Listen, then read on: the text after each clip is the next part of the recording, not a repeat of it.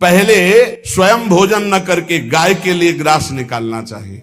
अग्र ग्रासे परो भावा कर्तव्य भक्तितोन हम, भक्ति पूर्वक गाय को एक ग्रास भोजन में एक रोटी तो निकालना चाहिए गाय के लिए, ऐसा शास्त्र आज्ञा कहता है। जो ऐसा करता है अकृत्वा स्वयमाहारम कुर्वन् नाप्नोति दुर्गतिम, अपने आहार से एक रोटी निकालकर गाय को देता है और स्वयं 3 रोटी भले पाले, एक रोटी गाय को दे दी, तो बोले उसकी दुर्गति नहीं होगी, अर्थात उसके अंदर भाव बढ़ता चला जाएगा वो भगवान की भक्ति में। और तेनाग्नयो हुता सम्यक पितरश्चापि तर्पिताः देवास पूजितास तेने यो ददाति गवान्हिकम, जो प्रतिदिन गौग्रास निकालता है, अर्पित करता है, तो उसको अग्निहोत्र करने का फल मिलता है, उसके पितरों को तृप्ति मिलती है और समस्त देवताओं के पूजन का फल मिल जाता है जो गौग्रास निकालता है। तो जिनके पास अर्थव्यवस्था जो गृहस्थ धर्म में है या जिनके पास अर्थ है, कुछ रोज 1 रुपया निकालो, हम कह रहे रोज निकालो तो महीने में 30 रुपया होते, 30 रुपया में एक गाय को हरी घास तो एक टाइम पवा ही सकते हो ना, बहुत नहीं है तो 1-1 रुपया निकाल के अगर एक गाय को चारा दोगे तो एक बार का भोजन तो हो ही सकता है। 30 रुपया में हरी घास जाकर के उसके दावा एक बार तो पवा दोगे ना। यो वही ताड्यते यष्ट्याधेनुम मर्त्यो विमूढ़ भी, जो मूर्ख मनुष्य, जैसे अब गाय दूध नहीं दे रही, मार डंडे डंडे मार रहे हैं, इंजेक्शन लगा रहे हैं, ऐसे वैसे कर रहे हैं, उसको ताड़ना दे रहे हैं, तो बोले जो मूढ़ बुद्धि मूर्ख मनुष्य, यो वही ताड़ते यष्ट्याधेनुम मर्त्यो विमूढ़ भी, वो गाय को लाठी से मारता है, डंडे से मारता है, हाथों से मारता है, तो धर्मराजस्य नगरेशा याति करवर्जिता, धर्मराज जी पहले अपने नरक में ले जा करके उसके कहते थोड़े थोड़े तिल तिल करके पहले इसके हाथ काटो, मरना है नहीं वहां, अब आराम आराम से थोड़े थोड़े पहले हाथ वर्जिता, इन्हीं हाथों से गाय को मारा था ना, वैसे थोड़ा थोड़ा काटा जाता है उसके हाथ, कर वर्जिता, उसके दोनों हाथ काट करके थोड़े थोड़े। यो वै दंसान वार्यति तस्य पूर्वे कृतार्थ का नृत्यंत सवादिस्मास तरिष्यति भाग्यवान, जो गौ के शरीर को स्नान कराता है, गौ के शरीर को कीट आदि से मच्छर आदि से रक्षा करता है और खूब अच्छा अच्छा पदार्थ गौ को, केवल दूध के लोभ से नहीं, ये हम गौ सेवा की बात कर रहे हैं, ये कि नहीं वहां 10 लीटर दूध देती तो हाथ फेरो, जब दूध नहीं देती है तो चारा भी ठीक से नहीं दे रहे और उसके ये स्वार्थी हो, गौ सेवा का बात नहीं, वो दूध का लोभी केवल व्यापार की बात करता है। गौ सेवा का तात्पर्य है गौ सेवा, केवल खूब बछड़े को पिला दिया प्रसाद रूप से जो दूध मिला उसका अपने सेवन की, वो बात तो अलग है। यदि गाय घर में पाली जाए या गौशाला खोली जाए और गौओं की सेवा की जाए, जिनके पास अर्थ है, भाव है, भगवान स्वयं श्री कृष्णचंद्र जी ने गौ सेवा स्वीकार की, गौवें चराई, गौओं की परिक्रमा करने से, जैसे आप प्रभु के बिहारी जी के मंदिर की 4 परिक्रमा करें तो जो फल आपको मिलेगा वही गाय की 4 परिक्रमा कर ले तो आपको प्राप्त हो जाएगा। गौ की प्रदक्षिणा से, गावः प्रदक्षिणी कार्यावंदनीया ही नित्यशः, जो रोज गाय को प्रणाम करता है और गाय की प्रदक्षिणा करता है तो भगवत प्रदक्षिणा का उसे फल प्राप्त होता है। जहां गौएं विराजमान होती हैं वो बड़ा पवित्र दिव्य तीर्थ स्थल माना जाता है। गौएं जहां विराजमान रहती, गौशाला में भजन करे तो कई गुना बढ़कर के प्राप्त होता है। स्वयं ब्रह्मा जी ने गौओं को दिव्य गुणों से विभूषित बनाया है। अप्यागाराणि विप्राणाम देवतायतनानि च यद गोमयेन शुद्ध्यंतिम किम ब्रूमो हृदिकम ततः, गाय के गोबर से जहां लेपा जाता है वहां जिस देवता का आवाहन करोगे वही देवता आकर विराजमान हो जाएगा। अपवित्र भूमि में भी यदि गाय के गोबर का लेप कर दिया जाए तो परम पवित्र मानी जाती है। गाय बहुत पवित्र, जहां वो बैठती है, जहां वो मूत्र त्याग करती, गोबर त्याग करती, वो स्थान तीर्थ तुल्य पवित्र माना जाता है। भगवान जब गाय के पीछे पीछे चलते तो गोरज उड़कर उनके मस्तक पर विराजमान होती, उनके मुखार बिंद पर विराजमान होती। बाल गोविंद के अनिष्टों को दूर करने के लिए गाय के पूंछ को उनके ऊपर ऐसे झाड़ा देती थी मैया। जब गुरु मंत्र वैदिक सिद्धांत से दिया गया था पहली बार, तो पंचगव्य पिलाया गया था। गोमूत्रम गोमयम क्षीरम दधि सर्पिस्तथैव च गवाम पंच पवित्राणि पुनंति सकलम जगत। कितना भी बड़ा पापी हो, अगर पंचगव्य पिलाया जाए तो वो वैदिक मंत्रों को स्वीकार करने लायक हो जाता है, पवित्र हो जाता है। पंचगव्य में पांचों चीजें गाय की होती है। गाय का मूत्र, गाय का गोबर, गाय का दूध, गाय का दही और गाय का घी, ये पांचों मिलाकर पंचगव्य पिलाया गया था। पहली बार जब वैदिक मंत्र दिया गया था तो पंचगव्य बनवाया था गुरुदेव भगवान ने सन्यास, और वो पिलाया था। ये पंचगव्य पिलाने से अपवित्रता का नाश होकर पवित्रता का संचार होता है। इसलिए धन्य है उनका जीवन जो गौ सेवा परायण है भगवत भाव से। गाय में साक्षात भगवान का भाव रखकर गौ सेवा करते हैं। त्रिषिता गौर गृहे बद्धा गेहे कन्या रजस्वला देवशास्त्र सन्निर्माल्य हंति पुण्यम पुराकृतम। यदि घर में गाय बंधी है और भूखी है और प्यासी है तो तुम्हारे सारे पुण्य नष्ट हो जाएंगे। अगर घर में रजस्वला कन्या बहुत काल तक है और उसका विवाह आप नहीं कर रहे हैं तो आपके सारे सुकृत नष्ट हो जाएंगे। यदि घर में ठाकुर जी विराजमान है, कर का पहनाया हुआ माला सुबह तुमने देख लिया तो तुम्हारे सारे पुण्य नष्ट हो जाएंगे, क्योंकि शयन कराते समय तुमने उतारा नहीं, अर्थात तुम सेवा में प्रमाद करते हो। तो देवतास्त्र सन्निर्माल्य हंति पुण्यम पुराकृतम। जैसे सुबह श्रृंगार किया तो रात्रि के शयन के समय वो हटा लेने चाहिए माले। जब हम शयन कराते हैं तो भले पुष्प शैया पे शयन कराएं पर माला नहीं धारण कराएं। श्रृंगार का माला अगर दूसरे दिन दर्शन किए क्यों पहने ठाकुर जी, तो तुम्हारे सुकृत नष्ट हो जाएंगे। गाय बंदी हो घर में, वो प्यासी है और भूखी है, तुम्हारे सुकृत नष्ट हो जाएंगे। त्रिषिता गौर गृहे बद्धा, क्योंकि तुम्हारे पास है, सेवा करना चाहिए। यो वै गाम प्रतिसिद्धेन तो चरंतिम च स्वतरणम नरहा तस्य पूर्वे च पितरा कंपन्ते पतनोन्मुखा। यदि गाय हरी हरी घास चर रही कहीं और तुमने डंडा ऊपर प्रहार किया और लाठी मारी तो तुम्हारे पितर खोपड़ी के बल नरक जाने के लिए तैयार हो गए। ये लिखा है चरंतिम स्वम तृणम नरहा तो तस्य पूर्वे च पितरा कंपन्ते पतनोन्मुखा। इसीलिए क्या भारत से कहीं किसी की तुलना हो सकती है जहां गौ को माता की पदवी दी गई, जहां गौ को हम आराध्य देव के रूप में मानते हैं, आराधना करते हैं।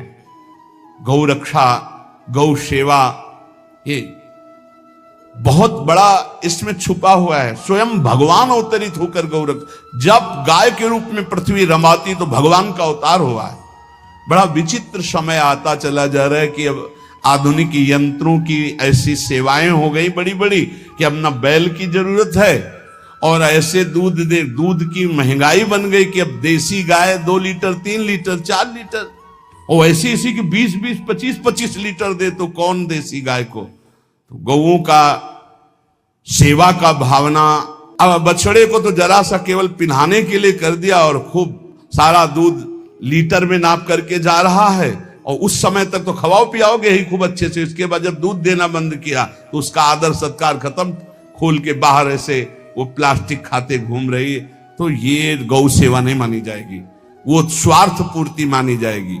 जो सदैव गौ सेवा करता है, उसके डांस मच्छर हटाता है, स्नान कराता है, पीठ में हाथ फेरता है, उसके पूर्वज जो पितर होते हैं वो नाच पड़ते हैं, उनका मंगल होना शुरू हो जाता है कि हमारे वंश में गौ सेवक पैदा हुआ, बड़ा भाग्यवान है और वो गौ के द्वारा हमें तार देगा, ऐसा भाव। गौ सेवा हमारे सनातन धर्म में बहुत बड़ा स्थान गौ सेवा का है। पर एक बात ध्यान रखें, इन सब सेवा का फल है भगवान के चिंतन में निरंतर वृत्ति डूब जाए। हमारी एक एक वृत्ति, एक एक क्षण भगवान के चिंतन में डूब जाए। अगर नहीं तो हम आपको उत्तर दे रहे हैं, क्या महाराज नृग जैसा कोई गौ सेवक हुआ है दानी? भागवत में पढ़ लेना। करोड़ करोड़ गायों को, करोड़ों गौशालाएं थी, एक दो नहीं। इसलिए कह रहे हैं करोड़ों शब्द कि आप उसको कहीं ज्यादा ना समझें। पृथ्वी के कोई भूमि के कण गिन सकता है, बारिश की बूंदे गिन सकता है, लेकिन महाराज नृग की गौएं जितनी दान की गई वो गिनी नहीं जा सकती थी, ऐसा वर्णन आता है। अरबों अरबुद गौओं की सब स्वर्ण से अभिषिक्त करके ब्राह्मणों को दान करना। इतने बड़े गौ सेवक, इतने बड़े दान करने वाले, एक चूक हो गई, ना दान लेने वाले तपस्वी ब्राह्मण की गाय किसी अन्य ब्राह्मण को दान कर दी। और वो ब्राह्मण ने जब गाय देखी, बोली मेरी गाय चुरा ली। बोले महाराज नृग ने दी। महाराज नृग से कहा मेरी गाय है, तो उनका गौशाला में आ गई होगी, आपको 10,000 गौएं देते हैं, आप अपनी गाय। बोले मैं प्रतिग्रह नहीं लेता। जिसने दान लिया था उसने कहा गाय यही लेके जाऊंगा, तो उनका आप गाय छोड़ दीजिए, आपको 10,000 गाय देते। बोले नहीं लूंगा। बस अनजाने के अपराध ने गिरगिट बना दिया था, कुएं का गिरगिट। पर भगवान बड़े कृपालु हैं, गौ सेवक थे, इसलिए गोविंद द्वारिकाधीश जी ने उनका उद्धार किया। सब साधन का फल है अच्युत भावना से युक्त होकर, भगवत भावना से युक्त होकर निरंतर भजन करते हुए सेवा परायण रहो, चराचर जगत की सेवा परायण रहो। भजन करना ही सबसे बड़ा परम धर्म है। हम सब सेवाएं करें जगत की, लेकिन अंदर से राधा राधा राधा, गोविंद गोविंद गोविंद गोविंद, आनंद आ जाएगा। तन से सेवा करो, मन से भगवान के चिंतन, मामुनिस्मर युद्धते, भगवान के चिंतन में रहो। सेवा और व्यापार में अंतर होता है। गौ सेवा के बहाने से धन का जो दान लेना है और उसका अपने में प्रयोग करना, मैं पितरों सहित नरक जाना है, लिख लो। गौ सेवा के बहाने से दान लेना और उसका अपने परिवार के सुख में पैसे का प्रयोग कर देना या अपनी वासनाओं की पूर्ति में लगा देना। आया गौ सेवा के लिए और आप प्रयोग कर रहे हैं गाड़ी घोड़ा नाना प्रकार के सांसारिक भोगों में, तो लिख लो पितर सहित तुम्हारे नरक जाएंगे, क्योंकि गौ सेवा के लिए आया है। गौ सेवा का धन सिर्फ गौ सेवा में ही लगना चाहिए। आप गौ सेवक है, दूध पान कीजिए, रोटी खा लीजिए, लेकिन गौ सेवा का अर्थ आप अपने वासनाओं की पूर्ति में, अपने मनोरंजन में या अपने मन के संकल्प भावना में नहीं पूरी कर सकते।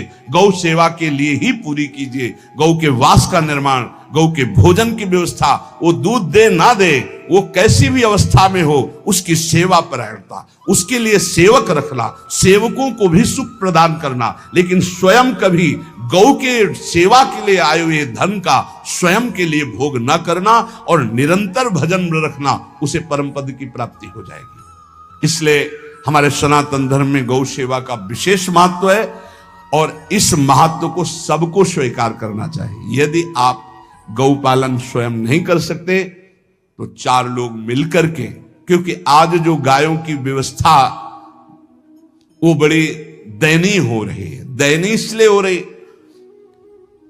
कि दूध की अधिकता के चाह रखने वाले भैंस रखते हैं या विदेशी गाय रखते हैं। अपनी भारतीय जो देसी गाय है वो उतना अधिक नहीं देती कि 40 लीटर 30 लीटर 25 लीटर, बहुत अधिक देगी तो 5 और 8 लीटर। देसी शुद्ध गाय अपनी जो है वो 8-10 लीटर, बहुत जब व्यवस्था हो। नहीं तो अपने गांव में तो देखा है तो 2.5-3 लीटर से ज्यादा नहीं देंगे। 1.5 लीटर इधर 1.5 लीटर उधर, या बहुत हुआ तो 2 लीटर 2 लीटर, पर वो स्वर्णिम दूध होता है। जो दूध की चाह रखने वाले जन थे अब वो गायों को नहीं रखते, देसी गायों को कोई बिरला ही रखता है। अब पहले बैलों की जरूरत होती थी, गाय बछड़ा दिया तो आनंद होता था कि किसानी के काम में। अब तो ट्रैक्टर है तो बैलों की जरूरत नहीं। अधिक दूध के लिए अरे अब तो पशुओं की जरूरत नहीं, केमिकल से दूध बन रहे हैं, टैंकर के टैंकर। तो फिर हमारी जो गायें हैं उनकी बड़ी दुर्दशा हो रही। तो हमें चाहिए कि जो गृहस्थ जन हैं, धनी मानी जन हैं, या जिनके पास शरीर व्यवस्था, बौद्धिक स्तर, सेवा परायण, अर्थव्यवस्था, वो थोड़ा 4 गाय की व्यवस्था करके उनकी सेवा करें, क्योंकि हमारे सनातन धर्म का स्वरूप है। जहां मां पदवी दी गई है गौ को, गौ माता कहा गया है। गौ में समस्त देवता विराजमान है। गौ का बहुत बड़ा महत्व वर्णन किया गया धर्म शास्त्रों में। यहां तक कि जब कोई ऋषि नाराज होता था तो आगे गाय करके जाया जाता था, तो क्षमा हो जाती थी। गाय को देखते ही वो क्षमा कर देते थे। बहुत महिमा वर्णन की गई है गौ की। इसलिए जिसको भी अगर नहीं अर्थव्यवस्था है तो एक रोटी तो निकाल सकते हो ना।